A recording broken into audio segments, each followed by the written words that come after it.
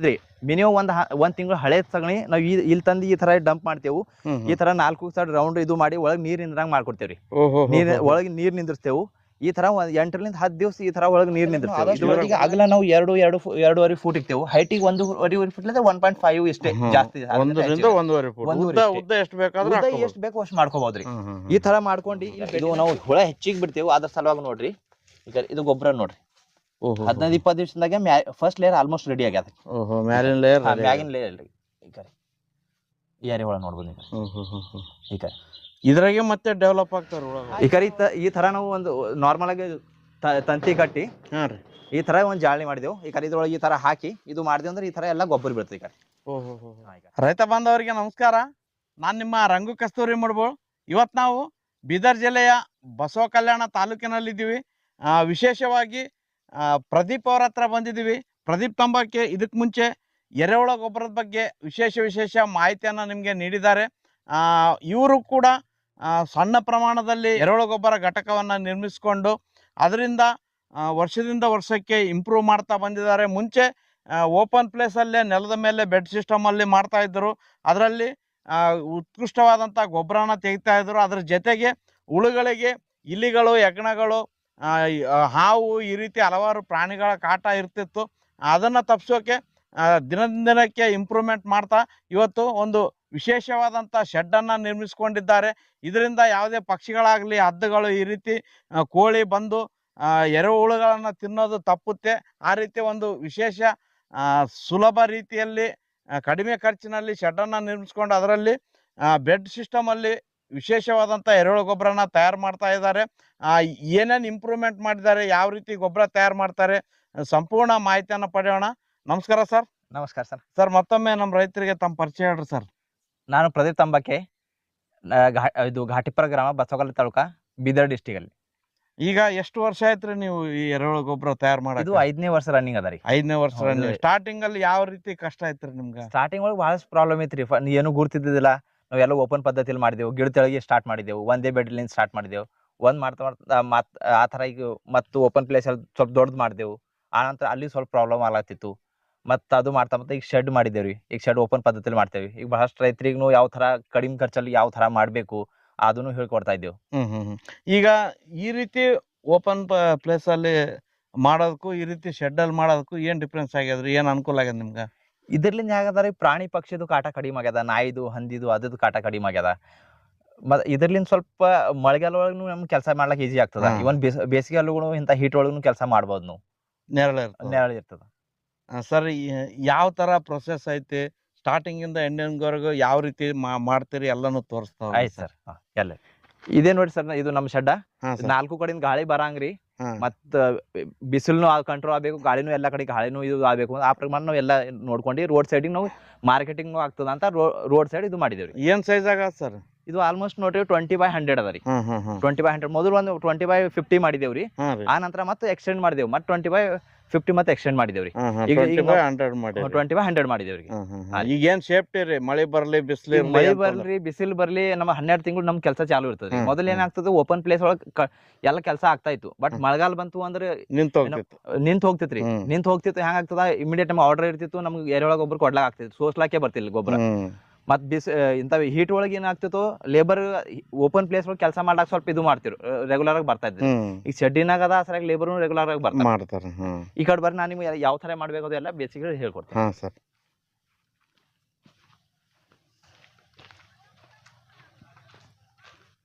ಇದು ಪೂರ ಸಗಣಿ ಏನ್ ಸರ್? ಇದು ನೋಡ್ರಿ, ಇದು ಹೊಸ ಸಗಣಿ ರೀ. ಇದು ಹೊಸ ಸಗಣಿ. ಇದು 1 ತಿಂಗಳು ಹಳೇದ್ರಿ. ಮಿನಿಮಮ್ ಒಂದ್ ತಿಂಗಳು ಹಳೆ ಸಗಣಿ ನಾವ್ ಇಲ್ಲಿ ತಂದು ಈ ತರ ಡಂಪ್ ಮಾಡ್ತೇವು. ಈ ತರ 4 ಸೈಡ್ ರೌಂಡ್ ಇದು ಮಾಡಿ ಒಳಗ್ ನೀರ್ ನಿಂದ್ರಂಗ್ ಮಾಡ್ಕೊಡ್ತೇವ್ರಿ. ಒಳಗೆ ನೀರ್ ನಿಂದಿರ್ತೇವು.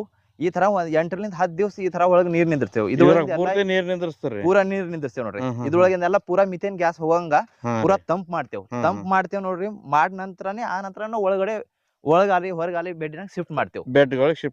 ಡೈರೆಕ್ಟ್ ನಾವು ಸಗಣಿ ತಂದಿ ಡೈರೆಕ್ಟ್ ಹಾಕ್ದೇವಲ್ರಿ, ಬೆಡ್ ಮಾಡಿದೇವಲ್ಲ, ಅದು ಹೀಟ್ ಇರ್ತದೆ, ಮಿಥೇನ್ ಗ್ಯಾಸ್ ಇರ್ತದೆ. ಎರೆಹುಳ ಬದುಕಂಗಿಲ್ಲ, ಅದು ಎರೆಹುಳ ಗೊಬ್ಬರ ಆಗೋದಿಲ್ರಿ. ಅಸಲ ಈ ತರ ಬೇಸಿಕ್ ಪ್ರೊಸೆಸ್ ಮಾಡೇಬೇಕಾಗ್ತದೆ. ಈಗ ಬಹಳ ಜನ ಏನ್ ಮಾಡ್ತಾರಿ, ಈ ತರ ಸಗಣಿ ತಂತಾರ ಡೈರೆಕ್ಟ್ ಹಾಕ್ಬಿಡ್ತಾರ. ಅದ್ರ ಎರೆಹುಳ ಬೇಡಂಗಿಲ್ಲ, ಅದು ಎರೆಹುಳ ಗೊಬ್ಬರ ಆಗಂಗಿಲ್ಲ, ಬರೀ ಅದು ಕಂಪೋಸ್ಟ್ ಆಗ್ತದೆ. ಅದಕ್ಕ ಇದಕ್ಕ ಬಹಳ ಡಿಫ್ರೆನ್ಸ್ ಆಗ್ತದ್ರಿ. ಅಸಲಾಗಿ ನಾವು ಈ ತರ ಇದು ಪ್ರೋಸೆಸ್ ಮಾಡ್ತೇವೆ. ಈಗ ಈಗ ಬೇರೆ ಬೇರೆ ಕೃಷಿ ತ್ಯಾಜ್ಯಗಳನ್ನ ಹಾಕಿ ಗೊಬ್ಬರ ಮಾಡ್ತಿರ್ತಾರಲ್ರಿ, ಹಾ ರೀ, ಸ್ವಲ್ಪ ಸಗಣಿ ಮಿಕ್ಸ್ ಮಾಡಿ, ಹಾ ರೀ, ಅಂತವ್ರನ್ನು ಕಾಂಪೋಸ್ಟ್ ಮಾಡಿ ಹಾಕ್ಬೇಕು. ಹೌದ್ರಿ. ಅಂತವ್ರೆಲ್ಲ ಅಂತವ್ರು ಕಾಂಪೋಸ್ಟ್ ಮಾಡಿ ಹಾಕ್ಬಹುದ್ರಿ. ತ್ಯಾಜ್ಯ ವಸ್ತುಗಳು ಹಾಕಿ ಮಾಡಿದ್ವಿ ಅಂದ್ರೆ ಲೇಯರ್ ವೈಸ್ ಮಾಡ್ಲಾಕ್ ಬರ್ತದ್ರಿ. ಬಟ್ ಅದಕ್ಕೆ ಟೈಮ್ ಭಾಳ ಹಿಡಿತದ. ಮತ್ತ ಅದು ಹೆಂಗ್ರ ಎರೆಹುಳನು ಹೆಚ್ಚಿಗೆ ಬೇಕಾಗ್ತಾವ. ಇಲ್ಲಾಂದ್ರೆ ಡೈರೆಕ್ಟ್ ನಾವು ಬರೀ ಈ ತರ ಡಂಪ್ ಮಾಡಿ ಬರೀ OWC ಬಳಸಿ ಅದಕ್ಕೆಲ್ಲ ಡಿಕಂಪೋಸ್ ಮಾಡಿ ಬರೀ ಕಂಪೋಸ್ಟ್ ನಾವು ಸೇಲ್ ಮಾಡೋದು. ಬಟ್ ಎರೆಹುಳ ಗೊಬ್ಬರ ಅಂತ ನಾವು ಕೊಡ್ಲಕ್ ಆಗಲ್ರಿ. ನೀವು ಪೂರ್ತಿ ಸಗಣಿಗೆ ಮಾಡ್ತೀರಿ? ನಾವು ಪೂರ್ತಿ ಸಗಣಿಗೆ ಮಾಡ್ತೇವ್ರಿ. ಒಂದ್ 5-10% ಇಷ್ಟೇ ನಾವು ತ್ಯಾಜ್ಯ ವಸ್ತು ಬಳಸ್ತೇವೆ. ತ್ಯಾಜ್ಯ ವಸ್ತು ಅಂದ್ರೆ ನಂಬಲ್ಲಿ ಏನ್ ಗಿಡಗಾಸ್ಗಳು ನೋಡ್ರಿ, ಬೈನ್ ತಪ್ಪಲ್ರಿ, ಮತ್ತಿಲ್ಲಿ ಪತ್ರಿ ಅಲಿ, ಮತ್ತಿಲ್ಲ ನಮ್ಗೆ ಗೊಬ್ಬರ ಗಿಡ ಅವರಿ, ಗುಡ್ಡ ತುಂಬಾ ಗೊಬ್ಬರ ಗಿಡ ಅವ, ಅದ್ರ ತಪ್ಲ, ಈ ತರ ಬೇರೆ ಬೇರೆ ಸ್ವಲ್ಪ ತಪ್ಲ ತಂದಿ ಅದು ಕೆಳಗಡೆ ಒಂದು ಲೇಯರ್ ಮಾಡ್ತೇವೆ. ಅದ್ರ ಮ್ಯಾಗೆಲ್ಲ ಪೂರಾ ಸಗಣಿನೇ ಬಳಸ್ತೇವೆ ನಾವು.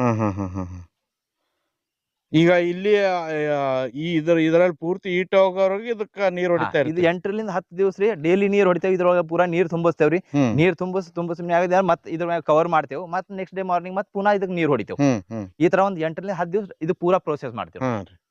ಆದ್ಮೇಲೆ ಸರ್ ಅದು ಆದ ನಂತರ ಒಳಗದ ಇಲ್ಲಿ ಹೊರಗೇನ್ ಇದು ಮಾಡ್ತೇವೆ, ಪ್ರೋಸೆಸ್ ಮಾಡ್ತೇವೆ ನೋಡ್ರಿ. ಆ ನಂತರ ಈ ತರ ಒಳಗ್ ತರ್ತೇವ್ರಿ. ಇದು ಬೆಡ್ ನೋಡ್ರಿ ನಿನ್ನೆ ಹಾಕಿದೆವು. ನಿನ್ ಹಾಕಿ ಈಗ ಇವತ್ ನೀರ್ ಹೊಡೆದೇವು. ಇದು ಸೈಜ್ ಸ್ಟ್ಯಾಂಡರ್ಡ್ ನಾವು 2-2.5 ಫೂಟ್ ಇಡ್ತೇವ್. ಆಗಲ್ರಿ. ಹೈಟಿಗೆ ಅಂದ್ರ ನಾವು ಆಲ್ಮೋಸ್ಟ್ 1.5 ಫೂಟ್ 1 ಫೂಟ್ ಇಷ್ಟೇ ಇಡ್ತೇವ್ರಿ. ಹೆಚ್ಚಿಗೆ 2 ಫೂಟ್ ಮಾಡ್ದೇವ್ ಅಂದ್ರ ಸಗಣಿ ಕರೆಕ್ಟ್ ಕೂಡೋದಿಲ್ರಿ. ಅದಕ್ಕೆ ನಾವು ದಬಾಸ್ ಕೂಡಿಸ್ಬೇಕಾಯ್ತದ. ಜಾಸ್ತಿ ದಬಾಸ್ ಕೂಡಿಸ್ಬೇಕಾಗ್ತದ. ದಬಾಸ್ ಕೂಡಿಸ್ದೇವ್ ಅಂದ್ರ ಅದ್ರ ಎರೆಹುಳ ಸೇರ್ಕೊಂಬಂದ್ರ ಜಲ್ದಿ ಎರೆಹುಳ ಗೊಬ್ಬರ ಆಗೋದಿಲ್ಲ, ವೇಸ್ಟೇಜ್ ಹೆಚ್ಚಿಗೆ ಆಗ್ತದೆ. ಆ ಸಲಕ್ ನಾವು ಆದಷ್ಟು ಮಟ್ಟಿಗೆ ಅಗಲ ನಾವು 2.5 ಫೂಟ್ ಇಕ್ತೇವೆ. ಹೈಟಿಗೆ 1.5 ಫೂಟ್ 1.5 ಇಷ್ಟೇ. ಜಾಸ್ತಿ ಉದ್ದ ಎಷ್ಟು ಬೇಕು ಅಷ್ಟು ಮಾಡ್ಕೋಬಹುದ್ರಿ. ಈ ತರ ಮಾಡ್ಕೊಂಡು ಇಲ್ಲಿ ಬೆಡ್ಡಿನಾಗ ಶಿಫ್ಟ್ ಮಾಡ್ದೇವ್ ಅಂದ್ರ ಡೈಲಿ ಈ ತರ ನಾವು ಪೈಪ್ ಹಚ್ಚಿ ಇದ್ರಲಿಂದ ನಾವು ನೀರ್ ಹೊಡಿತೇವ್. ಹೊರಗೇನ್ ಪ್ರೋಸೆಸ್ ಮಾಡ್ತೇವ್ ನೋಡ್ರಿ. ಪ್ರೋಸೆಸ್ ಮಾಡಿದ ನಂತರ ಈ ತರ ಬೆಡ್ ರೆಡಿ ಮಾಡ್ತೇವೆ. ಬೆಡ್ ರೆಡಿ ಮಾಡಿದ್ಮ್ಯಾಗ ಒಂದ್ ಈ ತರ ಶವರ್ ಟೈಪ್ ಅಲ್ಲದ ನಾರ್ಮಲ್ ಈ ತರ ಬಾಳ ಹತ್ರ ನೀರ್ ಹೊಡಿಬಹುದು ನಾವು. ಒಂದ್ 2 ದಿವ್ಸ ನೀರ್ ಹೊಡಿತೇವ್. ನೀರ್ ಹೊಡೆದಿನ ಮ್ಯಾಗ ಏನಾಯ್ತದ, ಪೂರಾ ಇದು ಸ್ವಲ್ಪ ಹೀಟ್ನು ಇತ್ತು. ಡಂಪ್ ಮಾಡುವಾಗ ಸ್ವಲ್ಪ ಹೀಟ್ ಜನರೇಟ್ ಆಗ್ತು. ಅದು ಹೀಟ್ನು ಹೋಗ್ತದ. ಹೋಗಿನ ಮ್ಯಾಗ ಈ ತರ ಸ್ವಲ್ಪ ಕೈ ಹಾಕಿ ನೋಡ್ಕೊಂಡಿ ಒಳಗ್ ಕೈ ಹಾಕಿ ನೋಡ್ಕೋತೇವ್. ಒಳಗ್ ಹೀಟ್ ಅದನ, ಹೀಟ್ ಕೈ ಸುಡ್ತದ ಹೆಂಗದ ನೋಡ್ಕೊಂಡಿ. ಒಳಗ್ ತಂಪ ಅನಿಸ್ತು ಅಂದ್ರ ಅದ ನಂತರ ಇದಕ್ ಅಲ್ಲಿ ಇಲ್ಲಿ ಸ್ವಲ್ಪ ಎರೆಹುಳ ಬಿಟ್ಟು ನೋಡ್ತೇವ್. 2 ದಿವ್ಸ ನಂತರ ಬಿಡ್ತೇವ್. ಒಂದ್ ನೋಡ್ ನಂತರ ಎರೆಹುಳ ಕರೆಕ್ಟ್ ಆಗಿ ಸೇರ್ಲಾತು ಅಂತ ತಿಳ್ಕೊರಿ. ಆ ನಂತರ ಪ್ರತಿ ಒಂದೊಂದ್ ಫೂಟಿಗೆ ಆಲ್ಮೋಸ್ಟ್ 1 kg ಎರೆಹುಳ ಬಿಡ್ತೇವ್. ಇದ್ರೊಳಗೆ 1 ಫೂಟಿಗೆ 1 kg ಎರೆಹುಳ ಬಿಡ್ತೇವ್ ನಾವು. ಬಿಟ್ಟ ನಂತರ ಬಿಡ್ತೇವ್ ನೋಡ್ರಿ. ಅಂದ್ರೆ ಟೋಟಲ್ ಒಂದ್ 10 ಫೂಟ್ ಬೆಡ್ ಇತ್ತಂದ್ರಿ ನಾವು 10 ಫೂಟಿಗೆ ನಾವಂತೂ 10 kg ಆಗ್ತದೆ. ಯಾಕಂದ್ರೆ ಇದು ನಮ್ದು ಕಮರ್ಷಿಯಲ್ ಅದ. ನಾವು ಮಾರಾಟ ಮಾಡೋ ಸಲುವಾಗಿ ರೆಡಿ ಮಾಡ್ತೇವೆ. ಆ ಸಲುವಾಗಿ ಎಷ್ಟು ಜಲ್ದಿ ರೆಡಿ ಆಗ್ತದ ಅಷ್ಟು ನಮ್ಗೆ ಕೆಲಸ ಆಗ್ತದೆ. ಅದ್ರ ಸಲುವಾಗಿ ಆಲ್ಮೋಸ್ಟ್ ಹೆಚ್ಚಿಗೆ ನಾವು ಎರೆಹುಳ ಬಿಡ್ತೇವೆ ಇದ್ರೊಳಗೆ. ಆ ನಂತರ ಇದು ಆಯ್ತು. ಎರೆಹುಳ ಬಿಟ್ಟ ನಂತರ ಪುನಃ ಒಂದ್ 10 ದಿವಸ ಡೈಲಿ ನೀರ್ ಹೊಡಿತೇವೆ. ಡೈಲಿ ನೀರ್ ಹೊಡಿತೇವೆ. ಆ ನಂತರ 10-15 ದಿವಸ ನಂತರ ಏನಾಗ್ತದೆ, ಎರೆಹುಳ ಅಲ್ಲಿ ಇಲ್ಲಿ ಕಾಣ್ಲಾಕ್ ಸ್ಟಾರ್ಟ್ ಆಗ್ತದೆ. ಫಸ್ಟ್ ಲೇಯರ್ ಮ್ಯಾಗಿನ ಎರೆಹುಳ ಕಾಣ್ಲಾಗತ್ತ. ಅದು ಕಾಣ್ಲಾಕ್ ಸ್ಟಾರ್ಟ್ ಆಗ್ತು ಅಂದ್ರ ಆ ನಂತರ 2 ದಿವ್ಸಿಗೆ ಒಂದ್ಸರಿ 3 ದಿವ್ಸಿಗೆ ಒಂದ್ಸರಿ ಜಸ್ಟ್ ಮಾಯಿಶ್ಚರ್ ಮೇಂಟೈನ್ ಮಾಡೋ ಸಲುವಾಗಿ ಇಷ್ಟೇ ನೀರ್ ಹೊಡ್ಯಾವ. ಈ ತರ ಒಂದ್ ಬೇಸಿಕ್ ನಾವು ಇದು ಈ ತರ ಫಾಲೋ ಮಾಡ್ತೇವೆ.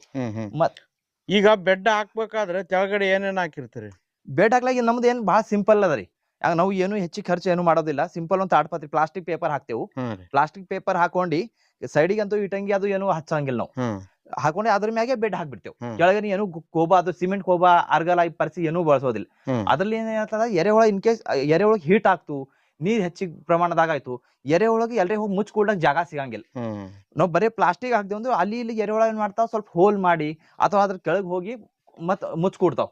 ಎರೆಹುಳ ಸಂಖ್ಯೆ ಪೂರಾ ಸಾಯಂಗಿಲ್ಲ. ಅದು ಬೆಡ್ ಇದ್ರೆ ಎಲ್ಲಿ ಹೋಗಕ್ ಚಾನ್ಸ್ ಇರಲ್ಲ. ಬೆಡ್ ಇತ್ತಂದ್ರೆ ಅದು ಇನ್ ಕೇಸ್ ಹೀಟ್ ಆಯ್ತು ಎಲ್ಲ ಹುಳ ಸತ್ ಹೋಗ್ತಾವ್. ಅದಕ್ಕೆ ಎಲ್ಲೂ ಮುಚ್ಕೊಡ್ಲಕ್ ಜಾಗ ಸಿಗಂಗಿಲ್ಲ. ಅದ್ರ ಸಲುವಾಗಿ ಈ ಪದ್ಧತಿಲಿ ನಾವು ಮಾಡ್ತೇವೆ. ಇದ್ರ ಮೇಲೆ ಶೆಡ್ ನೆಟ್ ಮುಚ್ತೀರ? ಇದ್ರ ಮ್ಯಾಗ ಶೆಡ್ ನೆಟ್ ಮುಚ್ತೇವು. ಇಲ್ಲಾಂದ್ರೆ ನಮ್ದು 13 ಚೀಲ ಇರ್ತಾವ ನೋಡ್ರಿ. 13 ಚೀಲ ಬಹಳ ಕಾಸ್ಟ್ಲಿ ಇರ್ತದ. ಆಲ್ರೆಡಿ ನಮ್ಗೆ ಶೆಡ್ ಅದ. ಸಲಕ್ಕೆ ಇದು ನಾವು ಗ್ರೀನ್ ನೆಟ್ ಮುಚ್ತೇವೆ. ಅದೇನ್ ಬೆಡ್ ಪ್ರಿಪರೇಷನ್ ಮಾಡ್ತೇವೆ ನೋಡ್ರಿ. ಎರೆಹುಳ ಬಿಟ್ಟ ನಂತರ ಒಂದ್ 10 ದಿವ್ಸ ನೀರ್ ರೆಗ್ಯುಲರ್ ಹೊಡಿತೇವು. 10-15 ದಿವ್ಸ ಆಯ್ತಲ್ರಿ. ಆ ನಂತರ ಈಗ ಈ ತರ ಬೆಡ್ ಆಗ್ತದ. ಅದು ಈ ತರ ಎರೆಹುಳ ಬಿಟ್ಟಿನ ಮ್ಯಾಗ ಈಗ ಈ ತರ ಗೊಬ್ಬರ ರೆಡಿ ಆಗ್ತದೆ. ಇದು ಎಷ್ಟು ದಿನದ ಆದ್ರಿ ಇದು ನೋಡ್ರಿ? ಆಲ್ಮೋಸ್ಟ್ ಇದು ಒಂದು 15-20 ದಿವ್ಸದ ಮ್ಯಾಗ ಆಯ್ತ್ರಿ ಇದು ಬೆಡ್ ರೆಡಿ ಆಗಿ. ಈಗ ಇದು ನಾವು ಹುಳ ಹೆಚ್ಚಿಗೆ ಬಿಡ್ತೇವೆ. ಅದ್ರ ಸಲುವಾಗಿ ನೋಡ್ರಿ ಈಗ ಇದು ಗೊಬ್ಬರ ನೋಡ್ರಿ. ಓಹೋ 15-20 ದಿವಸದಾಗೆ ಫಸ್ಟ್ ಲೇಯರ್ ಆಲ್ಮೋಸ್ಟ್ ರೆಡಿ ಆಗ್ಯದ. ಓಹೋ ಮ್ಯಾಲಿನ ಲೇಯರ್ ಮ್ಯಾಗಿನ ಲೇಯರ್ ಈ ಕಡೆ ಈ ಎರೆಹುಳ ನೋಡ್ಬೋದು ಈಗ. ಈ ಕಡೆ ಇದ್ರಾಗೆ ಮತ್ತೆ ಡೆವಲಪ್ ಆಗ್ತಾವ್ರಿ ಹುಳಗಳು. ಇದ್ರ ಒಳಗೆ ಬೆಳಿತಾವ್ರಿ. ಎಲ್ಲಿ ಕೆದರಿದ್ರು ಹುಳ ಕಾಣ್ತಾವ್ರಿ. ಎಲ್ ಕೆದ್ರೂ ಹುಳ ಕಾಣ್ತಾವ್ರಿ ಈಗ. ಈ ಕಡೆ ಸೂಪರ್ ಸರ್. ಈ ತರ ನಂಬಲ್ಲಿ 2 ಪ್ರಕಾರದ ಎರೆಹುಳ ಅವರಿ. ಐಸಿನಾ ಫೆಟೆಡರ್ನು ಅದಾರಿ ಮತ್ತೆ ಆಫ್ರಿಕನ್ ತಳಿನೂ ಅದಾರಿ. ಟೋಪ್ಲದಿ 2 ವೆರೈಟಿ ಅವನ್ರಿ. ಹಾ ರೀ. ಈ ಕಡೆ ಇದು ಯಾವ್ದ್ರಿ? ಇದು ಆಫ್ರಿಕನ್ ತಳಿ ರೀ. ಮತ್ತಿದು ಯಾರಿಗೂ ಬೇಕಾಯ್ತಲ್ರಿ ರೈತರಿಗೆ, ನಾವು ಆಲ್ ಓವರ್ ಕರ್ನಾಟಕ ಎಲ್ಲಾ ಕಡೆ ಕಳ್ಸಿಕೊಡ್ತೇವ್ರಿ. ಎರೆಹುಳನು ಕಳ್ಸಿಕೊಡ್ತೇವ್ರಿ, ಆಲ್ ಓವರ್ ಕರ್ನಾಟಕ ಕಳ್ಸಿಕೊಡ್ತೇವ್ರಿ. ರೈತರು ಇಲ್ಲೂ ಬಂದು ಒಯ್ತಾರ. ನಾವು ಪೂರಾ ಇಲ್ಲಿ ಮೈಸೂರು ಮಂಡ್ಯ ತನಕ ಕಳ್ಸಿಕೊಟ್ಟಿದ್ದೇವೆ. ಚಿಕ್ಕಮಂಗ್ಳೂರು, ಮೈಸೂರು, ಮಂಡ್ಯ, ಆ ಕಡೆ ತೆಲಂಗಾಣ ಕಳ್ಸಿಕೊಟ್ಟೇನ್ರಿ. ಆಂಧ್ರ ಪ್ರದೇಶ, ತೆಲಂಗಾಣ ಆ ಕಡೆ ಎಲ್ಲ ಕಳ್ಸಿಕೊಟ್ಟಿದ್ದೇವ್ರಿ. ಅಂದ್ರೆ ಇದು ಆಫ್ರಿಕನ್ ತಳಿ. ಇದು ಆಫ್ರಿಕನ್ ತಳಿ ರೀ. ಇದು ಆಫ್ರಿಕನ್ ತಳಿ. ಇದು ಈಗ ಆಗ್ಲೇ ತೋರಿಸಿದ್ದು ಹಸಿನ ಫೆಟೆಡ ರೀ. ಈ ಕಡೆ ಇದು ಈ ತರ ಇದು ಸಣ್ಣ ಸಣ್ಣದ ಇರ್ತಾವ ನೋಡ್ರಿ. ಸಣ್ಣ ಇರ್ತಾವ ನೋಡ್ರಿ. ಈಗ 2 ಸೇರ್ಸಿ ಬಿಡ್ತೀರಿ ಸಪ್ರೇಟ್ ಇರ್ರಿ? ನಾವು 2 ಸೇರ್ಸ್ನು ಬಿಡ್ತೇವ್ರಿ. ಸ್ವಲ್ಪ ಬೆಡ್ಡಿನಾಗ 2 ಸೇರ್ಸ್ ಬಿಡ್ತೇವ್ರಿ, ಸ್ವಲ್ಪ ಬೆಡ್ಡಿನಾಗ ಸಪ್ರೇಟ್ ಬಿಡ್ತೇವು. ಇದು 2 ತಳಿ ಬಳಸೋದ ಉದ್ದೇಶ ಏನದ ಅಂದ್ರಿ, ಇದೇನು ಆಫ್ರಿಕನ್ ತಳಿ ಅದ ನೋಡ್ರಿ. ಇದು ಹೈಟ್, ಇದು ಬಹಳ ಉದ್ದಕ್ಕೆ ಇರ್ತದ. ಆಲ್ಮೋಸ್ಟ್ ಅರ್ಧ ಫೂಟ್ ತನ ಇರ್ತದ. ಇದು ಉದ್ದ ಜಾಸ್ತಿ ರೀ. ಇದು ಉದ್ದ ಜಾಸ್ತಿ ಇರ್ತದ. ಇದ್ರ ಬಾಡಿ ಒಳಗ ನೀರ್ ಹೆಚ್ಚಿಗೆ ಇರ್ತದ. ಮತ್ತೇನದ ಇಂತ ಬಹಳ ಹೀಟ್ ಆಗ್ಲತ್ತು ಅಂದ್ರ ಇದು ಸಾಯ ಚಾನ್ಸಸ್ ಓಸ್ಟ್ ಹೆಚ್ಚಿಗೆ ಅದ ರೀ. ಇದಕ್ಕೆ ಹೆಚ್ಚಿಗೆ ಮುಚ್ಚ ಕೂಡ್ಬೇಕಂದ್ರೆ ಇದಕ್ ಜಾಗನೂ ಹೆಚ್ಚಿಗೆ ಬೇಕು ಎಲ್ಲೇ ಮುಚ್ಚ ಕೂಡಕ್. ಮತ್ ಇದು ಇದು ಆಸ್ಟ್ರೇಲಿಯನ್ ತಳಿ ಹೆಂಗದ, ಬಾಳ ಸಣ್ಣದ, ಎಲ್ಲ ಹೋದ್ರೂ ಅದು ಪಟ್ಟಂತ ಮುಚ್ಕೊಂಡ್ ಕೂಡ್ಬೋದು. ಇದು ಹೀಟ್ ತಡ್ಕೋತದ್ರಿ. ಆ ಸಲಕ ನಾವು ಕೊಡವಾಗ್ರಿ ರೈತರಿಗೆ ಆಲ್ಮೋಸ್ಟ್ 2 ತಳಿ ಕೊಡ್ತೇವ್. ಇನ್ ಕೇಸ್ ಇದು ದೊಡ್ಡ ಹುಳಿಗೆ ಏನ್ರಿ ಪ್ರಾಬ್ಲಮ್ ಆತ, ಸಣ್ಣ ಹುಳರೇ ಬದುಕ್ಬೇಕು. ಎಲ್ಲಾ ಅಂತೂ ಸಾಯೋದಿಲ್ಲ. ಬಟ್ ಇನ್ ಕೇಸ್ ಅವ್ರು ಕರೆಕ್ಟ್ ಮಾಯಿಶ್ಚರ್ ಮೇಂಟೈನ್ ಮಾಡ್ಲಿಲ್ಲ, ನೀರ್ ಕರೆಕ್ಟ್ ಬಿಡ್ಲಿಲ್ಲ, ಅವ್ರಿಗೇನು ನೋಡ್ಲಕ್ ಆಗ್ಲಿಲ್ಲ ಅಂತ ಸಮಯದಾಗ ಏನಾಗ್ತದ, ಅವ್ರದ್ದೇನೋ ಅಸ್ವಸ್ಥ ಆಗಿ ಅವ್ರ ಲಾಸ್ ಆಗ್ತದ. ಬಟ್ 2 ತಳಿ ಕೊಟ್ಟೇವ್ ಅಂದ್ರೆ ಒಂದ್ ತಳಿ ಹೆಚ್ಚಿಗೆ ಡ್ಯಾಮೇಜ್ ಆಯ್ತು, ಮತ್ತೊಂದ್ ತಳಿ ಅಲ್ಲಿ ಸರ್ವೈವ್ ಆಗ್ತದ. ಸರ್ ಈಗ 15 ಡೇಸ್ ಆಗ್ಯದಂತ್ರಿ. ಈಗ ಇದು ಮಾಯಿಶ್ಚರ್ ಯಾವ ತರ ಮೇಂಟೈನ್ ಮಾಡ್ತೀರಿ? ಇದು ನೋಡ್ರಿ 2 ದಿವ್ಸಿಗೆ 3 ದಿವ್ಸಿಗೆ ಒಂದ್ಸರಿ ಜಸ್ಟ್ ನಾವು ಮಾಯಿಶ್ಚರ್ ಮೇಂಟೈನ್ ಮಾಡೋ ಸಲಕ್ರಿ ಸ್ವಲ್ಪ ನೀರ್ ಹೊಡಿತೇವ್. ಈ ಕಡೆ ಇದು ಈಗ ನೋಡತ್ರಿ, ಈ ಕಡೆ ಮ್ಯಾಗ ಏನು ಇದ್ರ ಹಸಿ ಕಾಣೋದಿಲ್ರಿ. ಹೌದ್ರಿ. ಇದ್ರ ಮ್ಯಾಗ ಏನು ಹಸಿ ಕಾಣೋದಿಲ್ರಿ. ಕೆಳಗ್ ನೋಡ್ರಿ ಕರೆ, ಈ ಕಡೆ ಹಸಿ ಆದ್ರಿ, ಕೆಳಗ್ ಹಸಿ ಅದ ನೋಡ್ರಿ ಕರೆ. ಇದಕ್ಕೆ ಹೆಚ್ಚಿಗೆ ನೀರ್ ಕೊಡಾಗ ಆಗಲ್ರಿ. ಈಗ ಆಲ್ರೆಡಿ ಇದು ಗೊಬ್ಬರ ಆಗ್ಯದ. ಆಲ್ಮೋಸ್ಟ್ ಇದು ಕೆಳಗೆ ಎಲ್ಲ ಗೊಬ್ಬರ ರೆಡಿ ಆಗ್ಲತ್ತದ. ಹೆಚ್ಚಿಗೆ ನೀರ್ ಹೊಡೆದೇವಲ್ಲ, ಇದು ಕೆಸರು ಆಗ್ತದ. ಮತ್ತೆ ಆ ಸಲಕ್ಕೆ ಇದು 2-3 ದಿವ್ಸಿಗೆ ಒಂದ್ಸರಿ ನೀರ್ ಹೊಡದ್ರಿ. ಇನ್ನು ಯಾವ ತರ ಹಾರ್ವೆಸ್ಟ್ ಮಾಡ್ತೀರಿ ಸರ್? ಹಾರ್ವೆಸ್ಟ್ ಮಾಡೋದು ನಾವು ಸಿಂಪಲ್ ಅದ ರೀ. ಇದು ನೋಡ್ರಿ, ಇದು ಹಾರ್ವೆಸ್ಟ್ ಮಾಡೋದಂದ್ರಿ ಇದು ಆಲ್ಮೋಸ್ಟ್ ಒಂದು 15 ದಿವ್ಸ ಮ್ಯಾಗ ಆಗ್ಯದ್ರಿ. ಇದಕ್ ನಾವು ಏನದ ಫಸ್ಟ್ ಲೇಯರ್ ಈ ತರ ರೀ, ಈ ತರ ಸೈಡ್ ಮಾಡ್ಕೊಂಡಿ ಮ್ಯಾಗಿಂದ ಒಂದ್ ಲೇಯರ್ ಇದು ಪೈಲ ಸೋಸ್ಕೋತೇವ್ರಿ. ಹುಳ ಏನ್ ಬರಲ್ರಿ? ಇಲ್ರಿ, ಮ್ಯಾಗಿಂದ ಇಷ್ಟೇ ಬರ್ತವ್ರಿ. ಮ್ಯಾಗಿಂದ ತೆಗಿಲತ್ತೀವಲ್ರಿ, ಕೆಳಗೆ ಮ್ಯಾಗ ನೀರಿನ ಅಂಶ ಇರೋದಿಲ್ರಿ, ಕೆಳಗ್ ನೀರ್ ಇರ್ತಾವ. ಆ ಸಲಗೆ ಎರೆಹುಳ ಎಲ್ಲಾ ಕೆಳಗ್ ಇರ್ತಾವ. ಆ ಸಲ ಮ್ಯಾಗಿಂದ ಎಲ್ಲ ಸೋಸ್ಕೋತೇವ್ರಿ. ಸೋಟ್ಕೊಂಡ್ರಿ ಮತ್ತ್ 1-4 ದಿವ್ಸ ನಾವು ನೀರ್ ಹೊಡಲ್ದೆ ಬಿಟ್ಟೇವಲ್ರಿ, ಮತ್ ಎರೆಹುಳ ಕೆಳಗ್ ಹೋಗ್ಬಿಡ್ತಾವ. ಈ ತರ ಮಂದಿ 1-3 ಸ್ಟೆಪ್ ದಾಗ ಇದು ಪೂರಾ ಬೆಡ್ ಎಲ್ಲಾ ನಾವು ಹಾರ್ವೆಸ್ಟ್ ಮಾಡ್ತೇವ್. ಲಾಸ್ಟ್ ಸ್ಟೆಪ್ ಏನಿರ್ತದ, ಎರೆಹುಳ ಎಲ್ಲಾ ಕೆಳಗ್ ಇರ್ತಾವ ನೋಡ್ರಿ. ಮತ್ತೊಂದ್ ನಾವು ಹೊಸ ಏನ್ ಬೆಡ್ ತಯಾರ್ ಮಾಡ್ತೇವ್. ಇವು ಎರೆಹುಳ ಎಲ್ಲಾ ಆ ಕಡೆ ಶಿಫ್ಟ್ ಮಾಡ್ತೇವ್. ಮತ್ ಪುನಃ ಈಗ ಹೊಸ ಬೆಡ್ ಮತ್ತೆ ಇಲ್ಲ ರೆಡಿ. ಅಂದ್ರೆ ಲಾಸ್ಟ್ ಸ್ಟೆಪ್ ನಾಗ ಗೊಬ್ಬರ ಜೊತೆಗೆ ಸೇರಿಸ್ತೀರಿ. ಅದ್ರೊಳಗ ಮರಿನೂ ಬರ್ತಾವ, ಮೊಟ್ಟೆನೂ ಬರ್ತಾವ, ಎಲ್ಲ ಬರ್ತಾವ. ಮಾಯಿಶ್ಚರ್ ಕಡಿಮೆ ಮಾಡಿದೆವು ಅಂದ್ರೆ ಆಟೋಮೆಟಿಕ್ ಎರೆಹುಳ ಕೆಳಗ್ ಹೋಗ್ತಾವ. ಅಂದ್ರೆ ತೆಳಗಿಂದ ಎಷ್ಟು % ಉಳಿದಿರ್ತರಿ ಇನ್ನ ಗೊಬ್ಬರ? ಎರೆಹುಳ ತೆಗಿಬೇಕು ಆಲ್ಮೋಸ್ಟ್ ಒಂದು 5% 10% ಇಟ್ಟೆ ರೀ.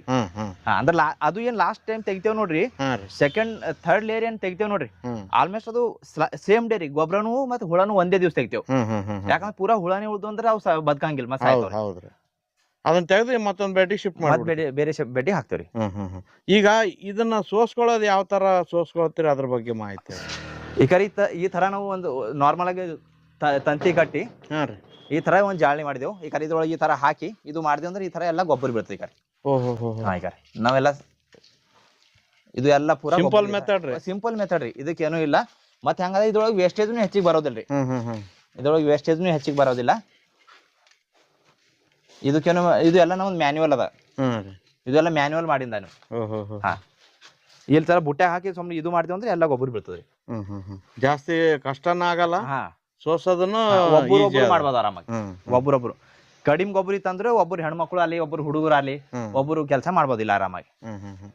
ಸರ್ ಈಗ ಒಬ್ಬ ರೈತ ಎಷ್ಟು ಬೆಡ್ ಅನ್ನ ಮೇಂಟೈನ್ ಮಾಡ್ಬೋದು ಲೇಬರ್ ಇಲ್ದೆ? ಲೇಬರ್ ಇಲ್ಲದೆ ಒಂದ್ 10-20 ಬೆಡ್ ರೀ ಮಿನಿಮಮ್ ಒಬ್ರು ಆರಾಮಾಗಿ ಮಾಡ್ಬೋದ್ರಿ ಹ್ಮ್, ವಿತೌಟ್ ಲೇಬರ್. ನಾವು ಆಲ್ಮೋಸ್ಟ್ 120 ಬೆಡ್ ಮಾಡಿದೇವ್ರಿ. ಹಾ ರೀ. ನಾನು ನಮ್ಮ ಅಣ್ಣ ಇಬ್ರೇ ಮಾಡ್ತಾ ಇದ್ರು, ಮತ್ತೆ ಒಬ್ರು ಹೆಣ್ಮಕ್ಳು ಬರ್ತಾ ಇದ್ರು. ಬಟ್ ಸ್ಟಾರ್ಟಿಂಗ್ ಅಂತೂ ಆಲ್ಮೋಸ್ಟ್ ಒಂದು 60 ಬೆಡ್ ಇದ್ದಾಗ ನಮ್ಮ ಅಣ್ಣ ಒಬ್ಬರೇ ಮೇಂಟೈನ್ ಮಾಡ್ತಾ ಇದ್ರು. ಅದನ್ನು ಓಪನ್ ಪ್ಲೇಸ್ ಅಲ್ರಿ. ಹಾ ರೀ. ಹಾ ರೀ.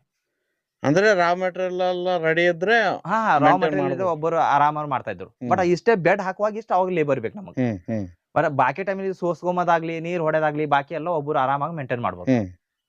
ಈಗ ಈ ರೀತಿ ಸೋಸ್ಕೊಂಡ ಮೇಲೆ ಹಾ ರೀ. ಇದನ್ನ ಯಾವ ತರ ಸ್ಟೋರ್ ಮಾಡ್ತೀರಿ ಸರ್? ಸ್ಟೋರ್ನ ಅಂದ್ರೆ ನಾವು ಇಲ್ಲೇ ಇಡ್ತೇವ್ರಿ, ಇಲ್ಲಿ ಅಂದ್ರೆ ಸೈಡಿಗೆ ಇಡ್ತೇವೆ. ಬಟ್ ನಮ್ಮಲ್ಲಿ ಗೊಬ್ಬರ ರೆಗ್ಯುಲರ್ ಆಗಿ ಹೋಗ್ತದೆ. ಹೆಚ್ಚಿಗೆ ಸ್ಟಾಕ್ ಇರೋದು ಬೇಕಂದಾಗ ಸೋಸ್ ಕೊಟ್ಬಿಡ್ತೀರಿ. ಬಂದ್ರಿ ನಮಗೆ ಯಾವ ಆರ್ಡರ್ ಬರ್ತಾನೆ ಸೋಸ್ತೇವು ಮತ್ ಇದು ಮಾಡ್ತೇವ್ರಿ. ಸ್ಟಾಕ್ ಹೆಚ್ಚಿಗೆ ಏನು ಇರೋದಿಲ್ರಿ. ಏನ್ ರೇಟ್ ಅಲ್ಲಿ ಕೊಡ್ತಾ ಇದ್ರಿ ಸರ್? ಈಗ ನಾವು 1,000 ರೂಪಾಯಿ ಕ್ವಿಂಟಲ್ ನಿಂದ ಕೊಡ್ತಾ ಇದ್ದೇವೆ ನೋಡ್ರಿ. 1,000 ರೂಪಾಯಿ ಕ್ವಿಂಟಲ್. ಅಂದ್ರೆ ಕಳಿಸ್ಕೊಡೋ ವ್ಯವಸ್ಥೆ ಐತೆ ಅಂತ ಸರ್ ಯಾರಿಗಾದ್ರು ದೂರದವ್ರು ಬೇಕಂದ್ರೆ? ಇಲ್ರಿ, ಈಗ ನಾವು ನಮ್ದ ಲೋಕಲ್ ಇದ್ದಿನವ್ರಿ ಇಲ್ಲಿನವ್ರೆ ಬಂದ್ ಹೋಯ್ತಾರಿ. ನಾವು ಟ್ರಾನ್ಸ್ಪೋರ್ಟೇಷನ್ ನಮ್ ಕಡೆ ಕೊಡೋದಿಲ್ರಿ. ಬಟ್ ಹೆಂಗದ್ರಿ ದೂರ ಈಗ ನಮ್ಗೆ ಮೈಸೂರು ಮಂಡ್ಯ ಬೆಂಗಳೂರು ಆರ್ಡರ್ ಬರ್ತಾವ್ರಿ. ಬಟ್ ಅಲ್ಲಿನವ್ರಿಗೆ ಕೊಡೋದ್ ನಮ್ಗೆ ಕಷ್ಟ ಆಗ್ತದ್ರಿ. ಏನ್ ಅದು ಇದು ಗೊಬ್ಬರಕ್ಕಿಂತನೂ ಅದು ಟ್ರಾನ್ಸ್ಪೋರ್ಟೇಷನ್ ಪ್ರೈಸ್ ಹೆಚ್ಚಿಗೆ ಆಗ್ತದೆ. ಹೌದು, ನಿಮ್ಗೂ ಲಾಭ ಇಲ್ಲ ಅವ್ರಿಗೂ ಲಾಭ ಇಲ್ಲ. ಅವ್ರಿಗೂ ಲಾಭ ಇಲ್ರಿ. ಆ ಸಲಕ ಆಲ್ಮೋಸ್ಟ್ ನಾವು ಎಲ್ಲಿ ಆ ರೈತ ಅಲ್ಲೇ ಅವ್ರ ಹತ್ರ ಒಂದ್ ಆಕಳನು ಇಲ್ರಿ, ಒಂದ್ 2-3 ಆಕಳು ದನಗಳು ಇದ್ವಲ್ರಿ, ಅವ್ರದವ್ರದೇ ಅವ್ರು ಸ್ವಂತ ಮಾಡ್ಕೋಬಹುದ್ರಿ. ಅಂತ ರೈತರಿಗೆ ಏನ್ ಮಾಡ್ತಾರ, ಅವ್ರು ಕಾಲ್ ಮಾಡಿದ್ರು ಅಂದ್ರೆ ಯಾವ ತರ ಮಾಡೋದು ಏನಿಲ್ಲ ಅವೆಲ್ಲ ಪೂರ್ತಿ ಅವ್ರು ಹೇಳ್ಕೊಡ್ತೇವ್ರಿ. ಮತ್ತೆ ಹೆಂಗದ ಸ್ವಲ್ಪ ಈಗ ಹೊಸ ಯಂಗ್ಸ್ಟರ್ಗಾಗ್ಲಿ ಹೊಸ ರೈತರಿಗಾಗ್ಲಿ ಇದ್ರದೇ ಒಂದು ಹೊಸ ಬಿಸ್ನೆಸ್ ಸ್ಟಾರ್ಟ್ ಮಾಡೋದು ಅಂತ ರೈತರು ಕಾಲ್ ಮಾಡ್ತಾರ. ಅಂತವ್ರಿಗೆ ಹೋಗಿ ಅವ್ರದೇ ಪ್ಲೇಸ್ ಮ್ಯಾಗ ಹೋಗಿ ಅವ್ರಿಗೆ ಯಾವ ತರ ಮಾಡೋದ ಫುಲ್ ಗೈಡ್ ಮಾಡಿ ಬರ್ತೇವ್ರಿ. ಇಷ್ಟೇ ನಾವು ಬರೋದ್ ಹೋಗೋ ಟ್ರಾನ್ಸ್ಪೋರ್ಟೇಷನ್ ಚಾರ್ಜಸ್ ತಗೋತೇವು ನಾವು. ಅವ್ರಿಗೆ ಪೂರಾ ಯಾವ ತರ ಮಾಡೋ ಪೂರಾ ಮೆಥಡ್ ಹೇಳ್ಕೊಟ್ಟಿ ಮತ್ ನಾವು ಎರೆಹುಳನು ನಾವೇ ಕೊಡ್ತೇವೆ, ಫುಲ್ ಗೈಡ್ ಮಾಡ್ತೇವ್ರಿ. ಈಗ ಆಲ್ಮೋಸ್ಟ್ ನಾವು ತೆಲಂಗಾಣದಾಗ ಮಾಡ್ಕೊಟ್ಟಿದ್ದೇವ್ರಿ, ಹುಬ್ಳಿದಾಗ ಮಾಡ್ಕೊಟ್ಟಿದ್ದೇವು, ರಾಯಚೂರ್ ಮಾಡ್ಕೊಟ್ಟಿದ್ದೇವು. ಈಗ ಬಹಳಷ್ಟು ರೈತರಿಗೆ ಮಾಡಿ ಅವ್ರ ಮತ್ತೆ ಸರಿಯಾಗಿ ಒಳ್ಳೆ ಬಿಸ್ನೆಸ್ ಸ್ಟಾರ್ಟ್ ಆಗ್ಯದ್ರಿ.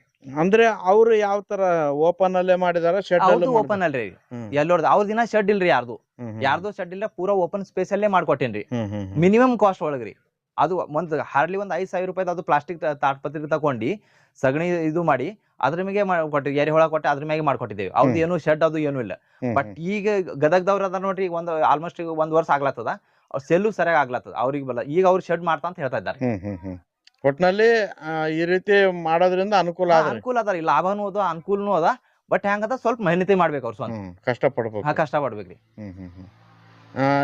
ರೈತರು ಯಾರೇ ಫೋನ್ ಮಾಡಿದ್ರು ನೀವು ಅವ್ರಿಗೆ ಹೋಗಿ ಗೈಡ್ ಮಾಡಿ ಬರ್ತೀವಿ? ಅವ್ರಿಗೆ ಹೋಗಿ ಗೈಡ್ ಮಾಡಿ ಬರ್ತೇವ್ರಿ. ಇಲ್ಲಿ ಬಂದ್ರು ಅಂದ್ರೆ ಇಲ್ಲೂ ಹೇಳ್ಕೊಡ್ತೇವೆ, ಇಲ್ಲಾಂದ್ರೆ ಮ್ಯಾಕ್ಸಿಮಮ್ ಹೆಂಗ್ ಮಾಡ್ತೇವೆ ಅವ್ರ ಪ್ಲೇಸಿಗೆ ಹೋಗಿ ಗೈಡ್ ಮಾಡ್ತೇವೆ. ಯಾಕಂದ್ರೆ ಅಲ್ಲಿಂದ ವಾತಾವರಣ ಹೆಂಗದ, ಅಲ್ಲಿಂದ ನೀರಿನ ಸವಲತ್ತು ಹೆಂಗ ಅದು ಎಲ್ಲ ನೋಡ್ಕೋಬೇಕಾಗ್ತದ. ಅದ್ರ ಸಲಕ್ಕೆ ಮ್ಯಾಕ್ಸಿಮಮ್ ನಾವು ಅಲ್ಲಿ ಹೋಗೋದ್ ನಾ ಪ್ರಿಫರ್ ಮಾಡ್ತೇನೆ ರೀ. ಇಲ್ಲಿ ಬಂದ್ರು ಅಂದ್ರೆ ಅವ್ರದ್ದು ಅವ್ರು ಇಲ್ಲಿ ನಂಬಲ್ಲಿಂದ ವಾತಾವರಣ ನೋಡ್ಕೋತಾರ.